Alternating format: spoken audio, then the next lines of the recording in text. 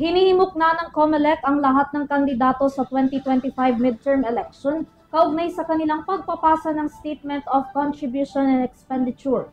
Sabi ng komisyon, dapat ipasa ng mga kandidato kahit pa ang mga hindi nagtuloy sa eleksyon ang kani-kanilang gastos sa kampanya. Narito ang aking report.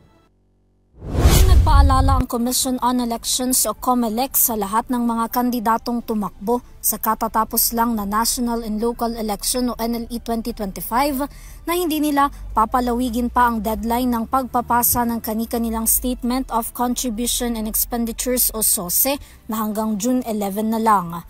Ayon kay COMELEC Chairperson George Erwin Garcia, walang dahilan para i-extend ang nauna ng petsa na ibinigay sa mga kandidato, lalo na't matagal na raw itong sinabi sa kanila. Nilinaw rin ng COMELEC na kasama sa personal na pinagsusumite ng SOSE ang mga kandidatong nanalo at natalo sa eleksyon kahit pa ang mga hindi nagpatuloy sa kampanya, ang mga gumastos gamit ang kanilang sariling pera o galing sa kanilang kumpanya at kahit pa hindi gumastos o walang donasyon na natanggap.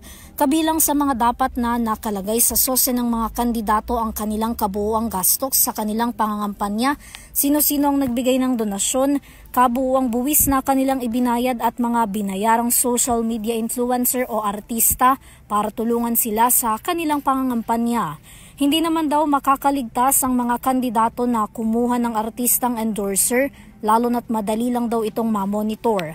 Hindi naman daw kabilang sa mga pinagsusumite ang kandidato na nag-withdraw ng kanilang kandidatura bago magsimula ang campaign period. Bago pa ang naturang paalala ng komisyon, sinabi na ng Commission on Election o COMELEC na halos wala pa sa kalahati ng kabuuang bilang ng mga kandidato ang nakapagpasa ng kanilang Statement of Contribution and Expenditure o SOSE. Matatandaan na 30 araw ang ibinigay sa kanila ng COMELEC mula nang matapos ang halalan upang makapagpasa ng kanilang kabuuang gastos na noong pangangampanya. Sandaling matapos na ang deadline, posibleng sampahan ng kaukulang kaso ang mga kandidato na hindi nakapagsumite ng kanilang SOSE. Sa unang paglabag o bigong pagpapasa ng SOSE, pagmumultahin ang naturang kandidato habang sa ikalawa nitong pagkakataon na paglabag, papatawan na siya ng perpetual disqualification for public office. Hindi rin makakaupo sa kanilang mga pwesto ang mga nanalong kandidato na nakatakda sa June 30. Una nang ipinahayag ng COMELEC na isa sa publiko nila ang SOSE ng mga kandidato sa kauna-unahang pagkakataon. Inaasahan naman ng COMELEC na matagumpay na makakapagpasa ng SOSE ang lahat ng 156 party list group at 66 senatorial candidates at iba pang mga kandidato sa lokal na posisyon. Hinimok naman ng COMELEC ang mga kandidato na mas mabuting detalyadong isama lahat ng kanilang mga nagastos sa SOSE.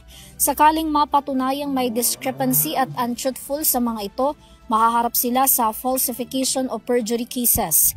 Hindi naman pinapayagan ng COMELEC ang pagsusumite ng SOSE sa pamamagitan ng registered at electronic email, courier o messenger services at tanging personal dapat silang magsumite upang maberipika ang pirma.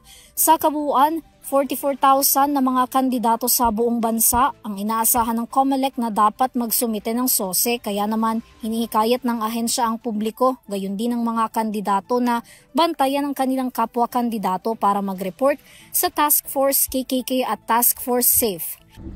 Para sa EuroTV News, Vanessa Cuyofa, sumasaludo sa bawat Pilipino.